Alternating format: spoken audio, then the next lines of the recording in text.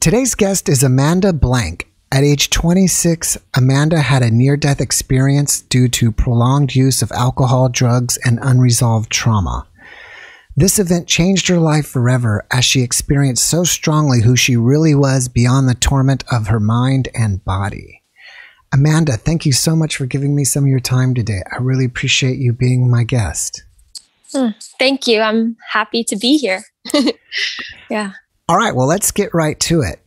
Can we start on the day of your NDE when you were 26? And can you just please share with us what happened? Yes.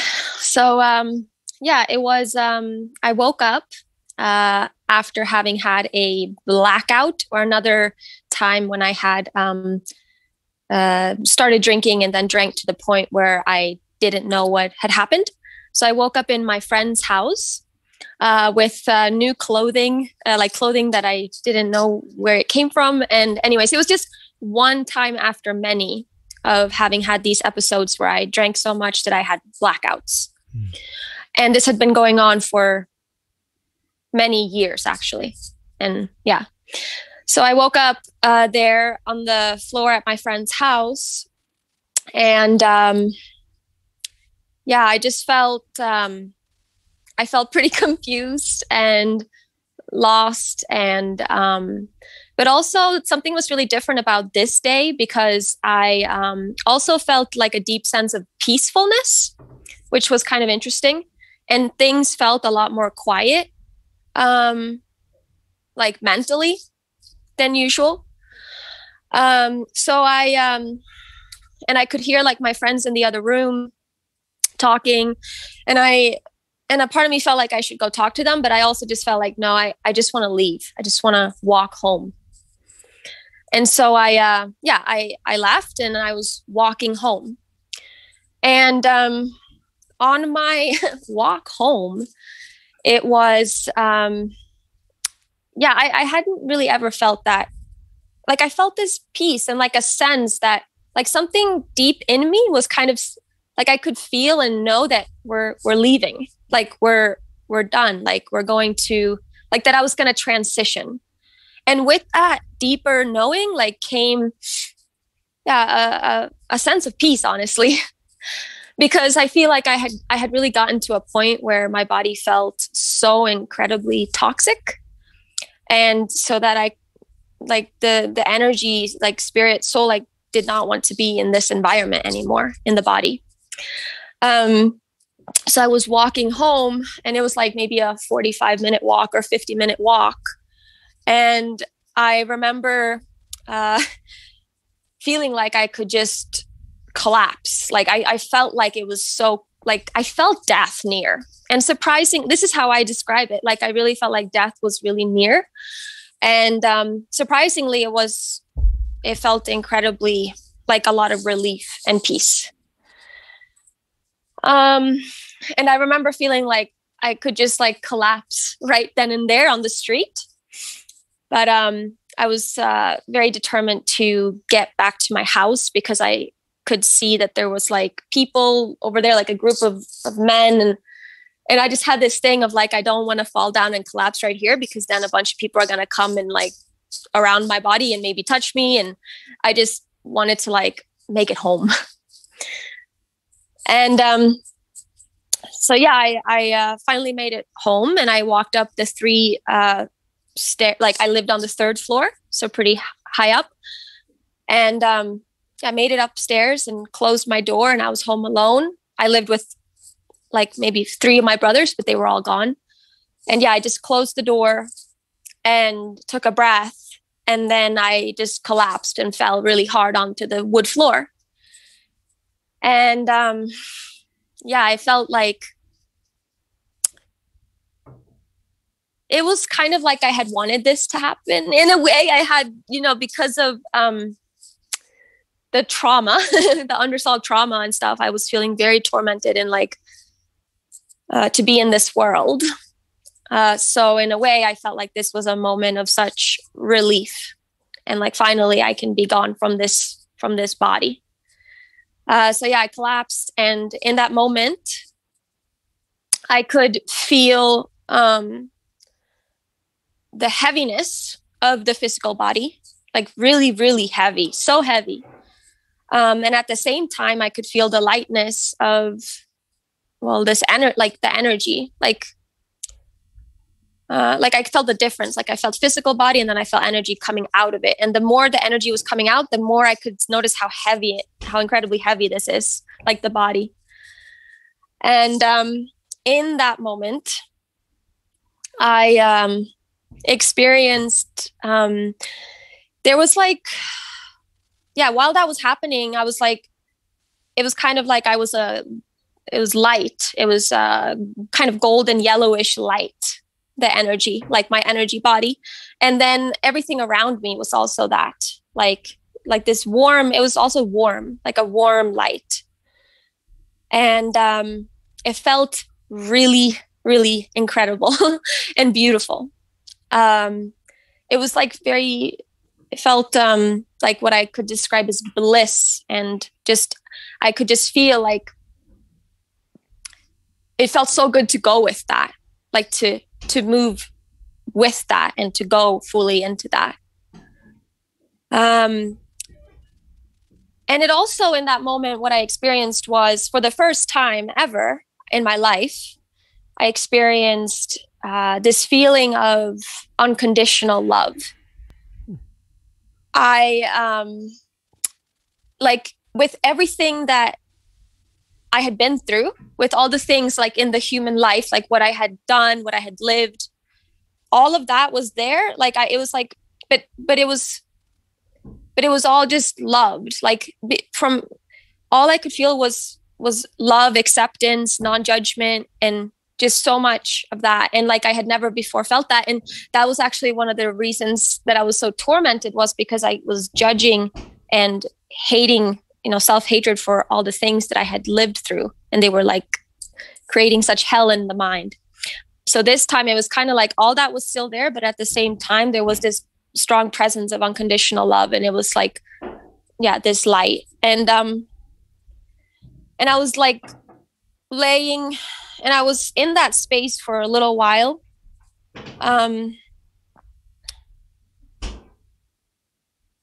And then I started noticing and becoming aware of I had this experience where I saw that was all there for me, available to me. And then I also recognized that actually is me. Like there was this strong sense, it wasn't just there for me, available for me, that's actually who I am. Like this is my true source. This is my true, most authentic self.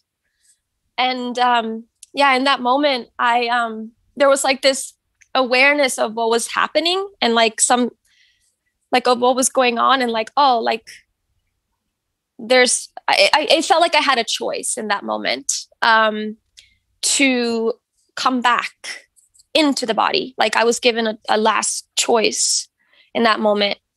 And because of this new seeing and feeling of the truth of who I am, and, I felt like I don't know, I just felt this like almost excitement or something to rush back, to come back into the body. So I was given that choice. It felt like, because there was like this awareness of what was happening, almost like a witnessing. And in that moment, I felt so strongly how like this energy that was quite high up now, it was almost like it was fully like not even in the body anymore, honestly, rushed back into the body. Like I felt it so strongly. And in that moment, of course, my physical body I started breathing really fast and like, for a long time, breathing really fast, like as if I'd been like underwater for a long time and lost my breath. Like I felt life. I felt all of that energy rush back into my body. And in that moment, and I lay there for quite a while, just breathing. And finally my breath started slowing down and coming to more normal. And I just felt like my whole life is different. My whole life has changed. It was completely like I was a new person, honestly. Completely. And So what I did is, after some time of laying there and just like, it was really still and quiet and beautiful.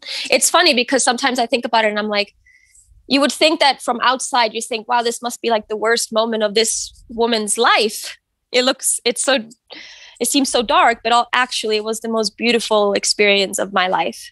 And yeah, like death just has been the most incredible thing for me. After some time, I managed to get up and to get my phone. I called my mom. I told her, can you come pick me up? And I had not wanted to talk to my mom at all during all this time, because when I was doing drugs and drinking alcohol, I was pushing away everything good in my life and like trying to stay away from people I love the most, because there was just, but that's, like such a sign of like a showing of how much that really shifted from me. And I left where I lived. I left my whole, anyways, that's the day. I'll just share that. I called my mom. And I even asked her, could you take me to an AA meeting? Because I had this other angel girl who kept on saying, don't you want to come to the AA meeting? And I was like, no, I don't want to go. That's not for me.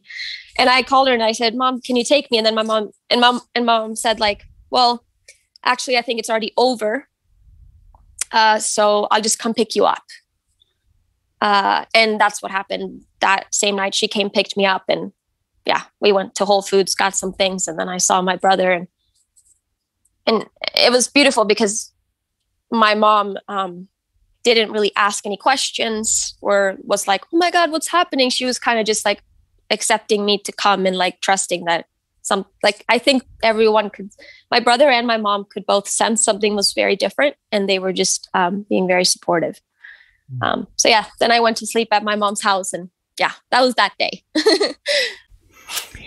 Since that experience, how have you changed? I mean, did you immediately change and just stop that previous lifestyle and become a new person? Or did it take time to become, stop drinking and doing drugs and stuff? I never drank again since that day. And I didn't. I mean, if I did any sort of substance, it was like psychedelics, like maybe mushrooms or something. But I changed in a way where I no more alcohol at all. And instead, I felt very called to eating just fresh, raw foods, fruits. And I also knew that I needed to quit my job and leave where I was, like leave Berkeley, California, and go to Sweden to live with my dad, who was living kind of in the forest at the time, like in a nice house, but in the woods in nature. And I just knew that, I was very depressed, and I was very, I knew I could feel that my body needed a lot of detoxing and time to heal because of all it had lived through and all the substance and stuff. But it was kind of like I had this new faith and trust. And like, I felt like I had so strongly seen the light, or felt the light. And like, now I knew every action and every step I needed to take to get closer to living like in that light and feeling that light. So it was kind of like, I knew that fresh fruits and leaving my environment, going into nature, was coming closer to that feeling more of myself, like that light that I had felt, which I feel is truly who we all are. So it changed really a lot, because before that experience, I had always said, man, I don't want to do this. I can't be doing this. It's killing me. And I was feeling really challenged. I had this part of me that loved to do yoga, loved to meditate. I wanted to be with my family. But then over and over again, I kept on just finding myself walking to the liquor store and buying alcohol and pouring it down my throat. Like something was just so strong in me, moving me to do all that. But all that torment, the voice in the head that was commenting, making a lot of very horrible stories about me and worthlessness and all these things was like gone. That was really gone. So that's a big change. Is the memory of this experience, Is it fading, or is it just like it still happened yesterday? I feel like the feeling of the moment of that feeling is not fading, but perhaps in some ways, yeah, a little bit like the memory. But I also feel like the truth and like the beauty and the bliss and that unconditional love that I felt so strongly, I feel is not fading. I feel that so strongly, a lot. And in fact, it's kind of a tool for me now. It's like, if I'm feeling like noticing my body, feeling overwhelmed or fears or unsafety, like now at this time we're feeling stress, I sometimes just take time to lay down and tune into that and feel that all around me. And it really it supports me a lot to be able to feel that so strongly. Do you fear death anymore? Not so much, honestly. I mean, yeah, not really. I feel like it's like a transition. It's like, it's not even really like, I mean, I feel like death and what it sometimes seems like, what some folks in society maybe has made it be, is actually a little bit, it's actually a very beautiful experience. It's kind of like taking off an outfit, like, and being more of our truest, most infinite, authentic self. Cause like, I know that I live, even if like, I'm not, this is like a impermanent part of me. And I am something, I'm infinite energy and light and, Yeah. So it's actually quite a beautiful experience. But of course, for the ego, I still have ego and like, this thing that's like, oh, I just want to hold on to this identity and this body. And like, there's still that a little bit, but at the same time, there's such a strong presence of this other bigger self. So it's kind of like, it can soothe and just, okay, relax, just let it go. Yeah. That's interesting. Yeah. Do you feel like all the things that tormented you, that caused you to drink and do drugs in the first place, has been resolved?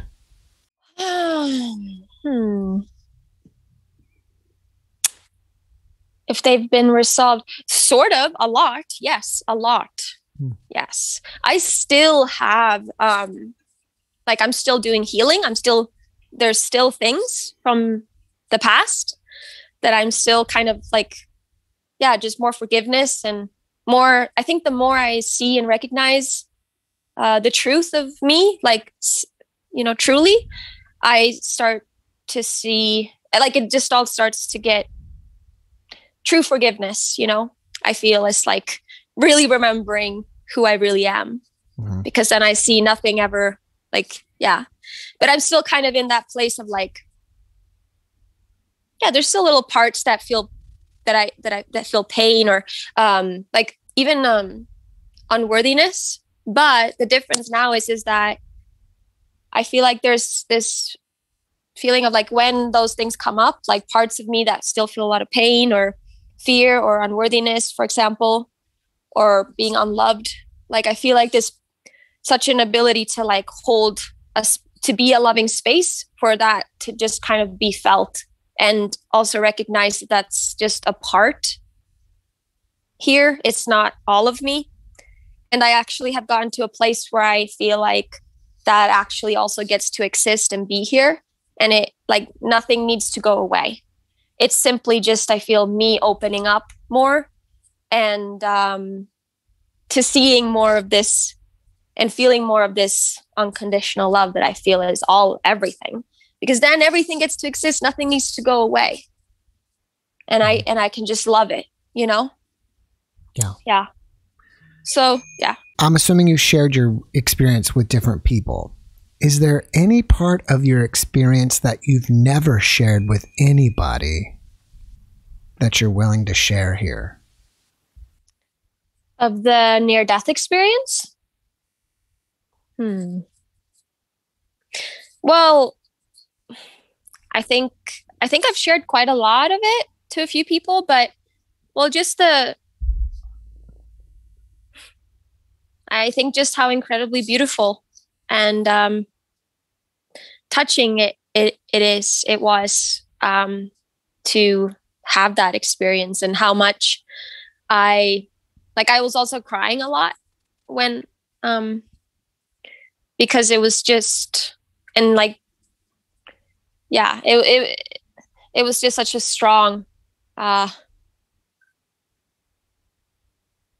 felt like very blissful, but also like the most love I've ever experienced. And just I think I've shared most of it, honestly. Okay, that's okay.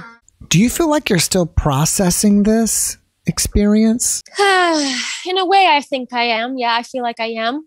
I feel the way that I'm still processing it is that I'm still like a big part of my life right now is like feeling the truth of who I am. Like, I really feel like processing it for me means like actually embodying that more, being more of my true authentic self in every moment, and like seeing also that in everyone else, because I really do feel like it is everyone else too. Do you have any after effects from this experience that you have to manage?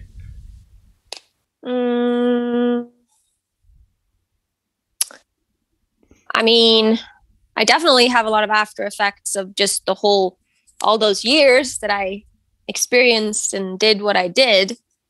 But from the near-death experience,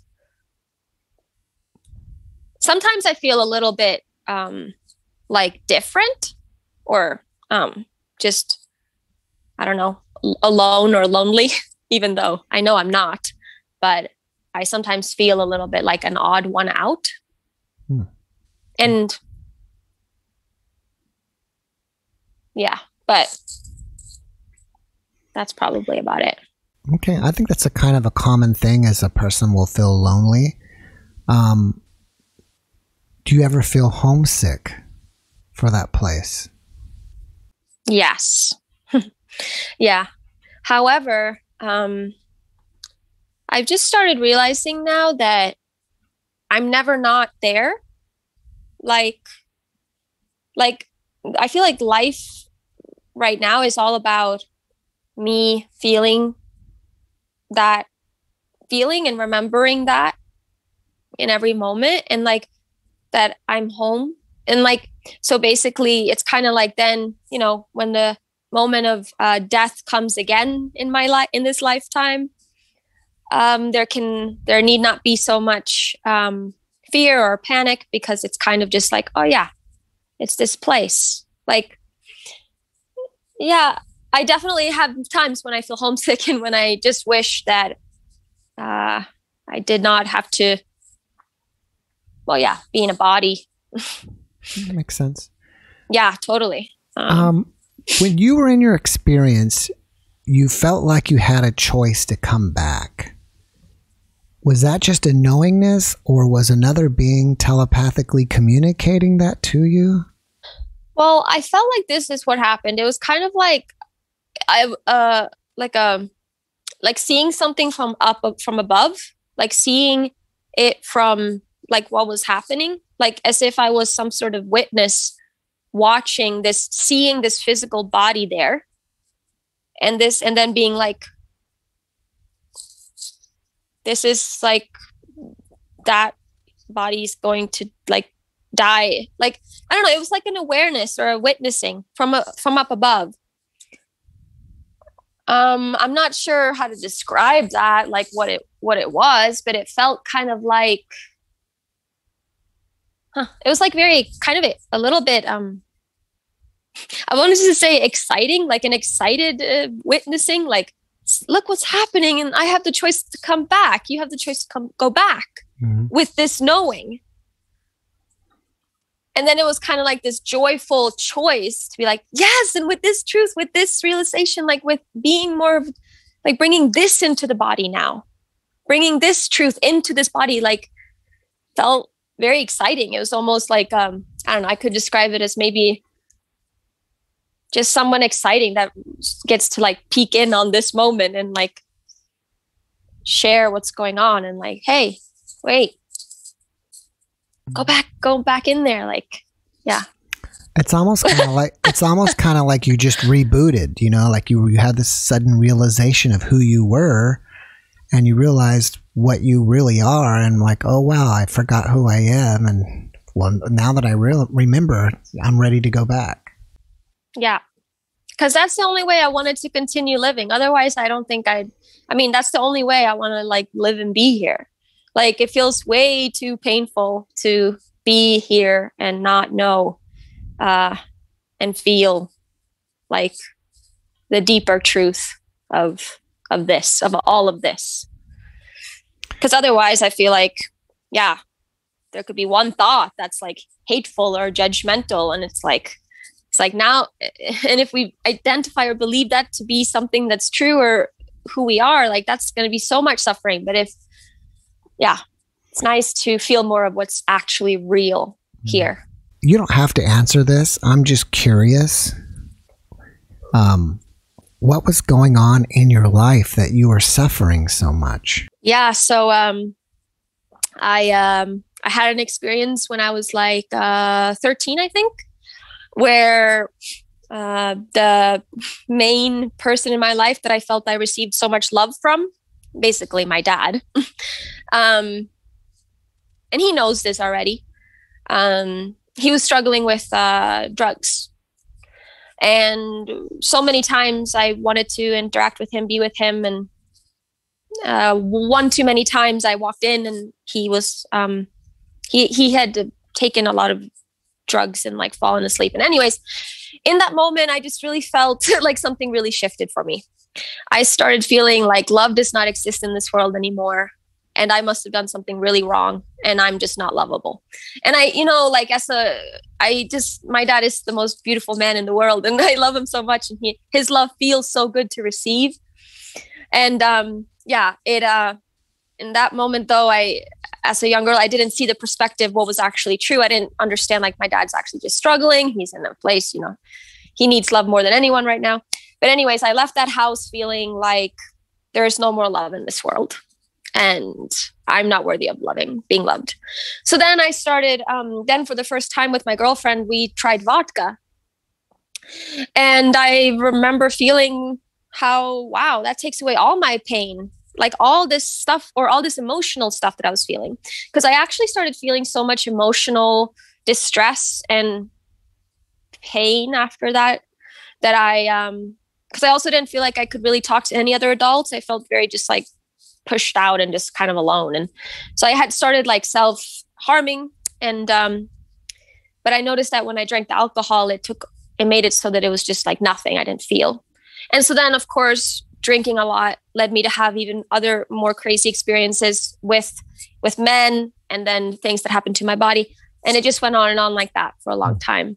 Oh. So that's what started the tormenting a lot. Right.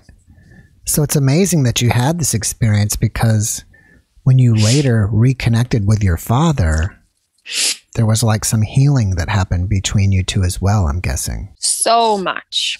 Yeah. Yeah. It's my relationship with my dad is beautiful and amazing. And he's of course been sober for a very long time too. Oh, yeah. Fantastic. And the most healing thing was being able to actually share this and how I felt and how much it had affected me. I actually did that just like a year and a half ago. I fully was able to share with him because maybe before in my life, I felt like I didn't want to share all these things because I didn't want to put that on someone or make him feel like he did something wrong because he didn't do anything wrong. But it was really healing for me to be able to express to him. And actually, I also had a lot of emotions and tears and just releasing in that because I felt like I had kept it in for so long. How those life experiences actually affected me. Yeah, it's amazing. Yeah. In your profile, it says you are a nun. So was this a religious experience, or can you elaborate on that? Well, what I mean is that, well, after this near-death experience and all that, I guess it's kind of like a joke, but it's also not. So I basically started doing a lot of this 10-day silent meditation retreats, Esengoenka, and like sitting and serving and living. I lived for 6 years at the Hawaii Vipassana Center. And so basically I feel, how to describe why I wrote nun. I feel like I'm like a nun, and I also feel like I'm a wild wolf, like both.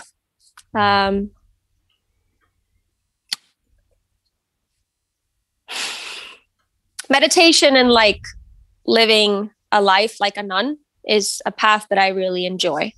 And a lot of the times in my life, I have just felt this like, kind of like this, I've seen this vision of me just like, leaving the world or just being in nature by myself, meditating, or being at a monastery place, serving, supporting others to meditate, to find peace within themselves.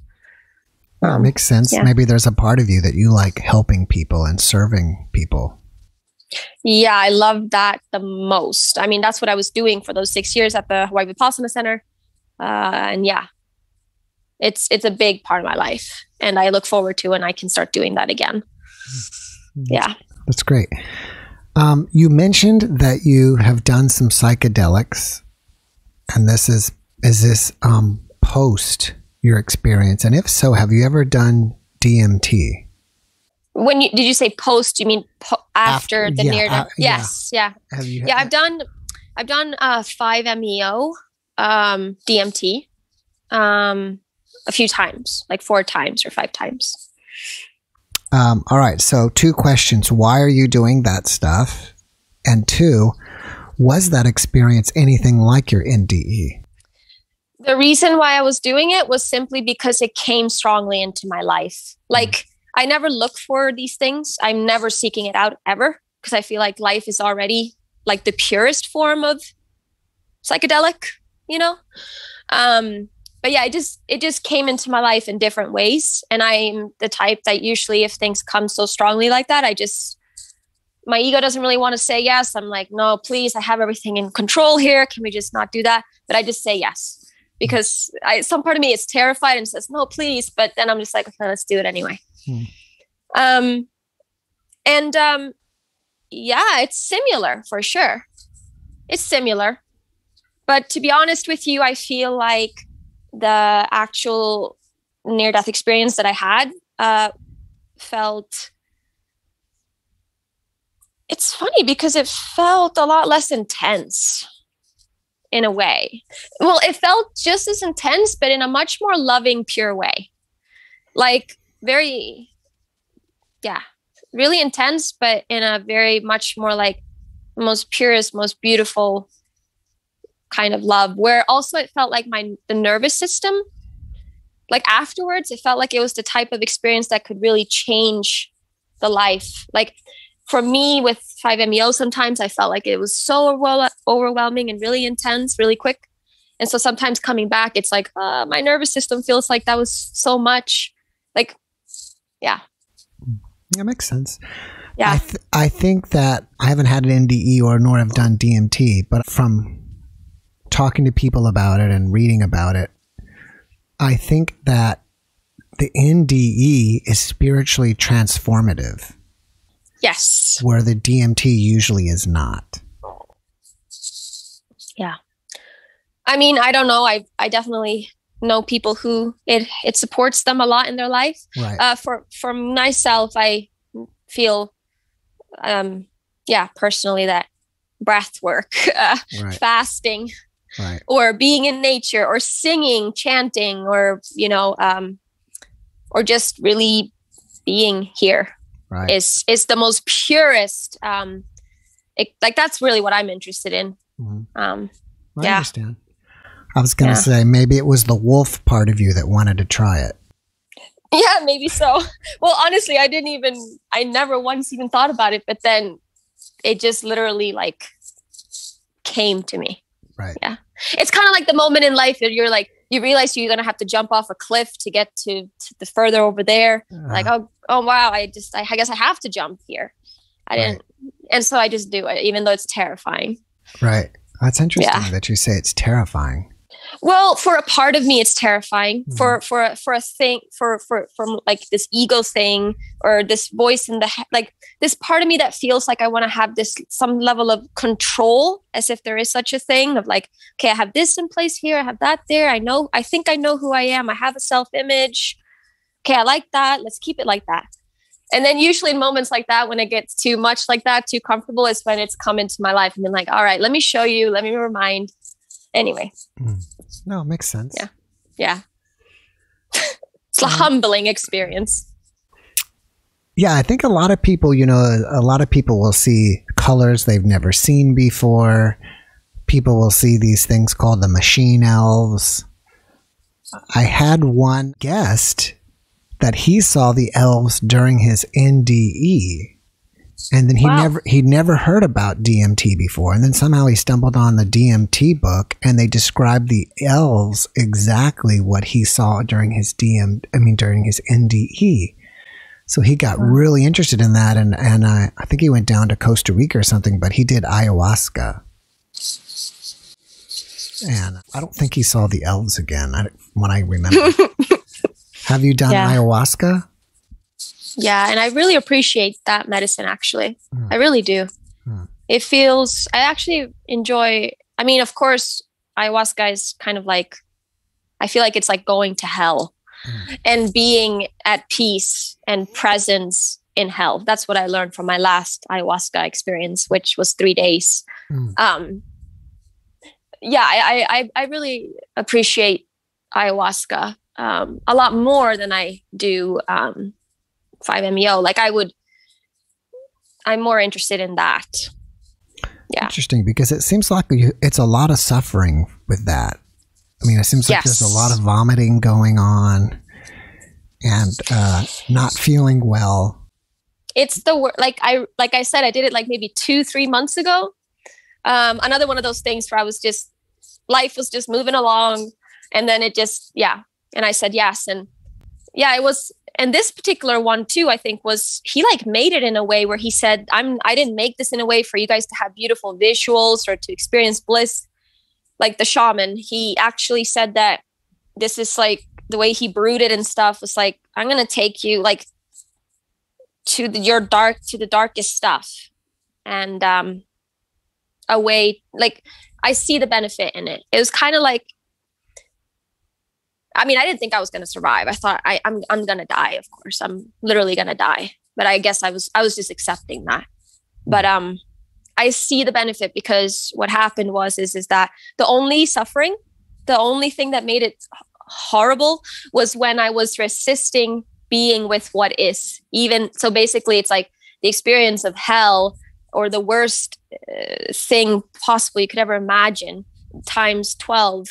Like, being in that and then not wanting to be there, like, and not fully just being like, okay, like that's what's really the most painful, actually, the resisting and the unwillingness to take a deep breath and like show up for that. That is actually what I learned is the most painful part. The unwillingness to open and be with this too, and breathe and stay open to this too. That was what I learned was like the most painful. Because that was the only way I could survive that experience was through, first of all, I had to like call in the divine masculine a lot, that strong, present, stable, centered kind of energy, because I noticed, it was just so much. But through breath, through breathing deeply, and by calling in, like I literally had to call in this really powerful energy that was like a pillar in anything, like no matter what comes. Okay, we're breathing and we're being here. So it was a really good experience, but it was really challenging too. Do you think that you were able to handle it better because you've already had the NDE? So if you were at a point where you feel like you're going to die, you're like, well, it's okay. I've already done this once before. I mean, maybe so. Yeah. Perhaps. I mean, a lot of people show up and do it. So I think it's just a deep, a trust, I guess, in the medicine and in the people who are serving it and the shamans. And, but yeah, I feel like, yeah, it's not as scary. Like if it's sometimes, I mean, it's kind of crazy. Sometimes I even think like, oh yeah, like if I die, that's totally okay. Mm-hmm. Like that will be totally fine. Like sometimes I seem a little bit too maybe okay with death. I have to sometimes be a little bit more like understanding of that it's also seen as, you know, not everybody perceives it in the same way as I do, or sees it as that. And I have to be sensitive to that too. All right. Well, it sounds like with the ayahuasca experience, the most important thing is you've just got to let go and write it out, not resist it, right? Yeah. And be open to whatever the mother wants to show you. Mm-hmm. Like there's going to be things that probably like the thing that we least want to see about ourselves, the thing that most like our whole life we've do everything we can to never see or have to experience, like she'll most likely bring that up. And then it's important for us to, like stay open and allow ourselves to be in that and feel that. And that's the only way. Otherwise it's going to be even harder. Right. Just like with challenging things in life, like a challenging, difficult conversation with someone, or it's like, I think it's much easier if we just say, okay, this is going to happen no matter what. So I might as well show up like and breathe deeply and like just let what's happening happen, and, you know, try not to hold on or take everything personally, or like just be open. Do you mind sharing what you were shown about yourself that you didn't want to take a look at and how it changed you? Yeah. One thing was, there's this part of me that sometimes wants to be, well, one thing that came up strong was that I'm thinking that somebody else will save me, or like that if it gets really, really hard, really, really, that I'm like waiting for someone else who's strong. Like particularly in the journey, it was like around like man come and save me. And yeah, that's really uncomfortable. Like I was like in a really tormenting place, really disturbing place. And I remember in that moment I was thinking, somebody needs to come save me or take care of me, or help me get out of this. I need something outside of me to get me out of this suffering. As if something outside in the world can help me. But actually, and that's kind of uncomfortable and not nice to see, that I like sometimes have thought that something outside can help me or save me. Because actually the only thing that could save me in that moment was me shifting and just really understanding how incredibly powerful I am, and that I'm not helpless, and that I actually have, I think I was a little bit scared of my power, how much power I have, and accepting how much power I have, and that I'm really capable. And so, I mean, that's what I was shown. I had to bring that in, because I wasn't about to have a big flip out and like actually start yelling and like getting the men who was in the group to help me. And yeah, so it was uncomfortable to see that part of myself, I think, that kind of wants to be like, oh, help me, take care of me. Mm-hmm. Yeah. Like in the movies, you see like the women, they have to be saved by this knight or this king or this warrior. Yeah. Yeah. Go ahead. But I have that in me. I have that warrior inside me. Like I am capable of having that energy come into me and I can rise up as that. That was really powerful to understand that and see that and have to call that in. It took quite a bit acceptance of like, fine, I don't play that role. That's not my role. I can also be this. So yeah. That's an amazing realization. Yeah.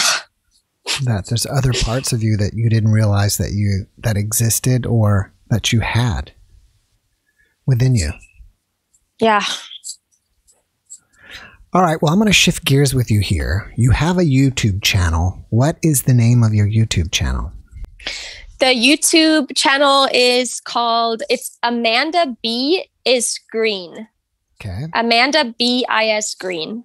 Yeah, that's how you'll actually find it, by searching Amanda B is Green. It actually says Amanda Blank, but if you search Amanda Blank, you're just going to find like a rap artist, musician or something. Right. And what kind of content do you post on your channel? Lately, it's been a lot of shaking, like this exercise, which is shaking. It's like an embodiment practice to also help. It's also something that's really helped me with trauma, actually, moving through trauma and things like that, and detoxing and cleansing. But I also share like life reflections.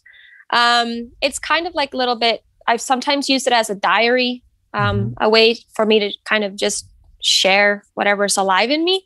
I also have shared about my journey with addiction, alcoholism, things like that. Yeah. That's cool. So a little bit, it's a mixture of things. Yeah. You are also a vegan chef. So have you ever considered putting vegan cooking recipes on your channel? I actually have a few of those videos too. Yeah. Oh, cool. Yeah. And I think I want to do more of that, actually, because I love doing that, but I don't use recipes ever. I always free flow and, just go with my intuition. So it's a little bit of a process to actually write the recipes, but I want to do that more too.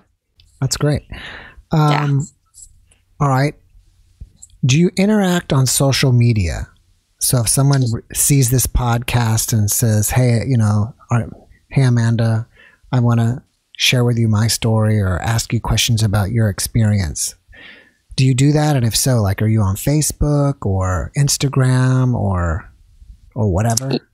Yeah, I'm on Instagram, and anyone can message me there. My Instagram name is amandab.love. Okay. Yeah. And do you have a website? Yes, and that's also amandab.love. It's exactly that, like www.amandab.love. Okay, great. Do you have any projects that you're working on right now that you want us to know about? Well, I'm currently working on a course, honestly, and it's called Celebrate You. And it's going to be a course, like a 4-week course. It's a lot about embodiment, using breath, and just connecting to the us, the you that's like beyond just your name, your form, but like you, this powerful you. So it's just in the starting thing. So, but yeah, that's to come soon. You'll see about it on my Instagram. That's great. All right. Before we wrap it up, is there one last message that you can share the audience with? Just that if you're feeling fears or overwhelm in your life or doubt or anything like this, or challenging emotions and just going through turmoil or anything like that, or conflict within yourself, to just remember to stop and pause and breathe and take deep breaths and slow down and just look around and remember that no matter how much like a voice in the head says who you are or talks about you in negative ways, like the truth of you is very beautiful and always loved. And yeah, you are love is really what I want to say. That's great. Yeah. Thank you for that. Amanda, I'm happy for you that you had this experience. I mean, I think it's made an amazing change in your life. And it seems like, things are just getting better and better for you. Yeah. That's what I was shown, that now it's just nothing but light, because I already feel like I went to the dead end in hell. So it's like, can't go nowhere else but towards more and more and more light. That's where we're all heading. Even when it seems really dark. Yes. All right, Amanda, thank you so much for sharing with us and being open with your life. I really appreciate it, and I really appreciate you. I wish you massive success on your YouTube channel and your course and anything else that you're into.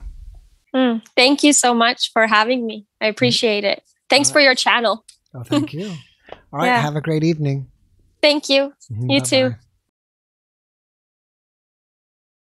Thanks for watching the JeffMara podcast. I really appreciate you. Another way to show support is through YouTube memberships. And if you do, there are loyalty badges and other perks depending on your level of membership. All you need to do is click the join button underneath the video to find out more. Thank you for your support.